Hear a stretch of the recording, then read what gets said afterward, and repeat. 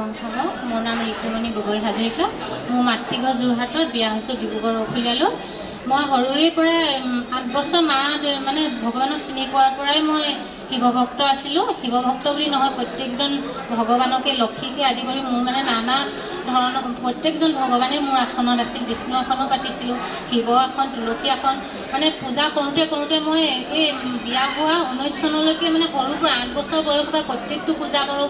শিৱ পূজা হ'লেও ব্ৰত খাটো, 3 দিনীয়া ব্ৰত খাটো, লক্ষী পূজাত ব্ৰত খাটো, মাতৃঘৰখনতো কৰিছিলোঁ। কিন্তু ইয়াত বিয়া আহি 19 চনলৈকে কৰিলোঁ। কৰি পিনে টকা পইচা কিন্তু কোনোদিন অভাৱ পোৱা নাছিলোঁ, সেইটো হয়। ভগৱানে কোনোবা এজনে মিলাই আছিলে বাৰু। কিন্তু শেষত মানে এনেকুৱা অৱস্থা হ'ল, আমাৰ 18 চনত ডাম্পাৰ এখন লৈছিলোঁ। ডাম্পাৰখন নিজৰ পইচা অলপ আছিলে, আনৰ পৰা অলপ মানে সুদলৈ লৈ পিনে ডাম্পাৰখন লৈছিলোঁ। ডাম্পাৰখন লৈ মানে সুদত সুদ বাঢ়ি ইমানেই মানে বিপদত পৰিছিলোঁ, একো মানে উপায় নাপাই মানে প্ৰথমবাৰ মই ইয়ালৈ আহিছিলোঁ। প্ৰথমবাৰ অৱশ্যে ডাম্পাৰখনলৈ অহা নাছিলোঁ। মোৰ কঁকালৰ বিষ আছিলে, শ্লিপ ডিস্ক আছিলে, L4 আৰু L5 দুখন শ্লিপ ডিস্ক আছিলে, সেইকাৰণে আহিছিলোঁ। আহি পিনে মই ইয়াত তেনেকৈ ৰাতিপুৱা দেওবাৰে আহিব লাগে বুলি আন নামঘৰলৈ যেনেকৈ যাওঁ, তেনেকৈ মই ৰাতিপুৱা গা মূৰ ধুই আহিলোঁ। আহি পিনে ইয়াত প্ৰাৰ্থনা চাৰ্থনা কৰিলোঁ, ভক্তিভাৱেই আহিছিলোঁ। কাৰণ মই আগতেও মই ভক্তিভাৱেই ভগৱানক প্ৰাৰ্থনা কৰোঁ, যিমান পাৰোঁ আৰু সেই ভক্তি লৈ আহিছিলোঁ। আহিলেও মানে সিমান সুফল নাপালোঁ। মই নাপাই মানে বদনামো গালোঁগৈ। বদনাম মানে কি, তেনেকৈ বদনাম গোৱা নাই। গোলাঘাটৰ মাহী এগৰাকীয়ে মানে তাই ভাইটি এটা আছে, ভাইটিটো বৰ সুস্থ নহয়, জন্ম হওঁতে টেবলেট খাই পিনে অলপ খেলি মেলি হ'ল। মাহীয়ে কৈছিল ডুমৰ দলঙত ডিব্ৰুগড়ত মানে এনেকুৱা এখন আসন আছে, মই নিম বুলি মাহীক ক'লোঁ। মাহী এনেই এইবোৰ ভাল নহয়, মইতো ওচৰতে আছে মোৰ, গৈ কিন্তু মই সফল নাপালোঁ। মই কিন্তু গ'লোঁ, ভক্তিভাৱে গৈছিলোঁ, মোৰ চোন কাম নিদিলে। তেনেকৈ কৈ মই তেনেকৈ দিনবোৰ পাৰ কৰাই। তাৰপৰা 18 চনত মই ডাম্পাৰখন ল'লোঁ। তাৰপৰা 19 চনত মোৰ মানে এই জিমলৈ যাওঁতে শ্লিপ ডিস্ক খুচুৰাইছিলে ন, L4 L5। ডক্টৰ ডিব্ৰুগড়ত দেখালোঁ, MRI কৰিলোঁ, বহুত টেবলেট খালোঁ, কিন্তু ভাল নাপালোঁ। শেষত মানে পাটনাৰ ডক্টৰ এজনৰ লগত কনফাৰ্ম কৰিলোঁ। তেওঁ ক'লে তুমি হোৱাটছএপতে সকলো ডকুমেণ্টছ পঠিয়াই দিবা, তাতে মানে তোমাক মই হেৰিটো কথা ক'ম, কিমান আৰোগ্য কৰিব পাৰিম। তাৰপৰা মই ডকুমেণ্টছখিনি হোৱাটছএপত তেওঁ পঠিয়ালোঁ। তেওঁ ক'লে যে তোমাৰ শ্লিপ ডিস্ক বহুত হ'ল, 2খন শ্লিপ হৈ গ'ল, ৰাজহাড় 2ডাল আঁতৰি গ'ল, তুমি মানে পাটনালৈ আহিব লাগিব। অপাৰেশ্যনটোত ল'ব তোমাৰ 1.5 লাখ টকা, আৰু টেবলেট ধৰক দৰৱ বেলেগ, কিন্তু থকা মেলা খোৱা হয়তো মানে 5 লাখমান টকা মোক হেৰি দিলে আৰু তেওঁ হিচাপ দিলে।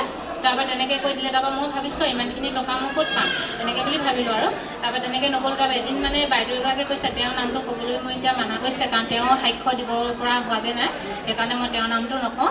তাৰপৰা তেওঁ ক'লে যে মই বোলো এনেকৈ বোলে মোৰ বহুত ভাল হ'ল, মোৰ প্ৰতিটো মানে মোৰ বেমাৰৰ কাৰণে মই ব্ৰত খাটো, ঘৰতে খাটো, কিন্তু প্ৰতিটো বেমাৰ মোৰ সুস্থ হয়।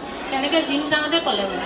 ক'লত মানে মই ক'লোঁ যে মোৰ যে নহ'ল বাই বোলো, এনেকৈ ক'লোঁ। তেতিয়া তাই ক'লে যে তই কেনেকৈ গৈছিলি? তাৰপৰা মই কৈছোঁ এনেকৈ ৰাতিপুৱা নামঘৰলৈ যোৱাৰ আগতে মই গৈছিলোঁ। তেনেকৈ ক'লে নহ'ব নহয়, তই মানে সম্পূৰ্ণ লঘোণ ব্ৰত দি যাব লাগিব, তেতিয়াহে তোৰ সফল হ'ব। তাৰপৰা আৰু সঁচাকৈ মই 20 চনত যেতিয়া আহিলোঁ, 20 চনতে প্ৰভুক পাইছোঁ বুলি ক'ব লাগিব। লঘোণ ব্ৰত যেতিয়া মানে দিলোঁ, দি পিনে মই গৈছোঁ, গৈ পিনে আপোনাৰ মানে তেওঁৰ প্ৰতি পূৰা সঁচাকৈ মানে মোৰ চেঞ্জ এটা 2-3 দিনৰ পিছত আহিলে। দেওবাৰে ইয়াৰ পৰা গৈছোঁ, শুক্ৰবাৰৰ দিনা মানে মই আসনখনত প্ৰত্যেকজন ভগৱান বোলো, চাই বাবাৰ পৰা আদি কৰি মানে লক্ষী, সৰস্বতী, বিষ্ণু, শিৱ, তাৰপৰা আপোনাৰ মানে নাই আৰু মানে একো নাই আৰু, যিকেইজন থাকি পেলাই সম্পূৰ্ণ আৰু ভগৱান নায়ে চাগে, গোটেইখিনিকে লৈ থৈছিলোঁ আসনত। এইপিনে আসনত গুণমালা দি পিনে ভগৱানক মানে আসন থাপিত থৈছোঁ, তাৰ কাষে পূৰা মানে মূৰ্তিৰে পূজা কৰিছিলোঁ। তাৰপৰা মানুহেতো আইতাহঁতেও আগতে কয় মূৰ্তি পূজা কৰিব নালাগে, আত্মাক মানে প্ৰাৰ্থনা কৰিব লাগে। কিন্তু তেতিয়া মানে যেতিয়ালৈকে মই লঘোণ ব্ৰত দিয়া নাছিলোঁ, তেতিয়ালৈকে মানুহে ক'লেও মানে এফালে শুনে, এফালে ওলোৱাই দিওঁ। এইপিনে লিংগ চোতালত ৰাখোঁ, লিংগ ৰাতিপুৱা প্ৰাৰ্থনা কৰোঁ, তুলসী তলত ৰাতিপুৱা চাকি দিওঁ। মোৰ সেইখিনি পূজা পাতল কৰি থাকোঁতে মোৰ 1.5 ঘণ্টা 2 ঘণ্টা লাগি যায় মানে। হ'লেও কিন্তু আত্মাত মানে কোনোদিন মই শান্তি নাপাওঁ। পইচা পাতি থাকে কিন্তু শান্তি নাপাওঁ মানে। তাৰপৰা শেষত কি হ'ল, তেনেকৈ ইয়াৰ পৰা দেওবাৰে গ'লোঁ, শুক্ৰবাৰে দিনটোত মানে আসনখনত সোমাইছোঁ। ব্ৰত কৰি যোৱাৰ পাছত আসনখন মানে গোটেই খাম খেয়ালি লাগিছে, মানে মোক কিবা আসনখন যে মোৰ জঞ্জাল, কিবা মানে প্ৰাৰ্থনা কৰিব পৰা নাই মই।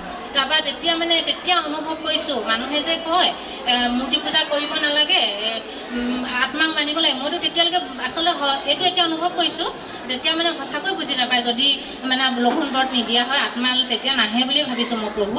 তাৰপৰা মই তেতিয়া মানে কি কৰিলোঁ, সকলো দেৱ-দেৱীক আজিৰ পৰা তোমাক আত্মাতে মই ল'লোঁ, এজনকে পুজিম বুলি গছ তলত দিলোঁ। আৰু সেইদিনাখনৰ পৰাই মানে মোৰ 20 চনৰ পৰাই পাইছোঁ প্ৰভু, সেইদিনাখনৰ পৰাই মানে সকলো সমস্যা মোৰ সমাধান হৈ গৈ আছে। আৰু গাড়ীখনৰ যি মানে ধাৰ আছিলে সেই ধাৰো আঁতৰি গ'ল। আৰু মই তেলপানীৰ কথাও ক'ব বিচাৰিলোঁ, তেলপানীখিনি নিয়ে মানুহে, আৰু ময়ো বিশ্বাস কৰোঁ, ইয়াত কয় যেতিয়া তেলপানী বহুত বিশ্বাস, কিন্তু কোনোদিন মই বিশ্বাস পোৱা নাছিলোঁ। তাৰপৰা এদিন মানে মুখৰ ভিতৰত পূৰা ফুলি গ'ল, মোৰ ওপৰৰ হেৰিফালে তালুফালে ফুলি গ'লত মানে ৰাতি যথেষ্ট হ'ল, হস্পিটেলত মানে ফাৰ্মাচীলৈ আহিব নোৱাৰা অৱস্থাত সময়টো হৈছিলে। তাৰপৰা উপায় নাপায় ক'লোঁ, বেটি ছোৱালীজনীক আজিতো মাংস খাইছোঁ, হ'লেও দিয়া তেওঁতো আত্মা শুদ্ধটো বিচাৰে, তুমি তেল অকণমান লৈ আনাচোন, মই তালুত লগাই দিওঁ। সেই তেলকণ তালুত লগাই দিয়াৰ লগে লগে মোৰ মানে মুখৰ গোটেই ঘাঁ চাহ শুকাই পিছদিনাখনৰ ভাল হ'ল। সেইটোৱে। আৰু গাড়ীখনৰ মানে কি, গাড়ীখন এটা বাক্যত পঢ়িবলৈ পাইছোঁ যে দেওবাৰ দিনটোত মানে কাম কৰিব নালাগে, অলপ তেওঁ প্ৰাৰ্থনা কৰিব লাগে। কিন্তু গাড়ীখন আমাৰ ডাম্পাৰখন আছে, কিন্তু মইতো এতিয়া মোৰ ধাৰ অলপ আছেই বুলি কৈছোঁ। অৱশ্যে সাক্ষ্য মই সেইকাৰণে দিয়া নাছিলোঁ, মই ভাবিছিলোঁ ধাৰখিনি সম্পূৰ্ণ হৈ ল'লে সাক্ষ্যটো দিম, কিন্তু প্ৰভুৱে চাগে সেইটো বিচৰা নাছিলে। মোৰ দীঘলীয়া হৈ যাব কাৰণে মোৰ সাক্ষ্যটো নিদিয়াৰ কাৰণে মোক অলপ খেলি মেলি কৰিলে। তাৰপৰা গাড়ীখন আকৌ মানে কি তেনেকৈ ভাল হৈ গৈছিলে, সম্পূৰ্ণ ধাৰ অলপ মাৰিছিলোঁৱে। মৰাৰ পাছত এতিয়া মানে যোৱা দেওবাৰ নহয়, তাৰ আগটো দেওবাৰে প্ৰভুক ক'লোঁ, মোৰ বোলো ফাগুনত কৰ্ম এটা কৰিবলৈ আছে, কিন্তু পইচা পাতি তোমাৰ বিশ্বাস আছে, তোমাৰ ওপৰত মোৰ কিন্তু যোগাৰ হোৱা নাই, কি হ'ব এতিয়া কথাটো। তাৰপৰা তেনেকৈ বুলি আসনত ক'লোঁহে, ওলোৱাৰ পাছত মানে দুৱাৰটো আসনৰ আঁতৰিছোঁহে, তেতিয়া মানে মানুহজনে কৈছে তোমাক এডভান্স দিব, এদিনো গাড়ী নচলাকৈ অৰুণাচল ডাম্পাৰখন পঠিয়াব লাগে। তাৰপৰা সেই প্ৰভুক তেনেকৈ ক'লে, মোক ক'লে মানুহজনে আহি কৈছে, মই তেতিয়া ইমান কান্দিছোঁ, মানে এওঁ ইমান মানে শুদ্ধ মানে পবিত্ৰ আত্মা হয়।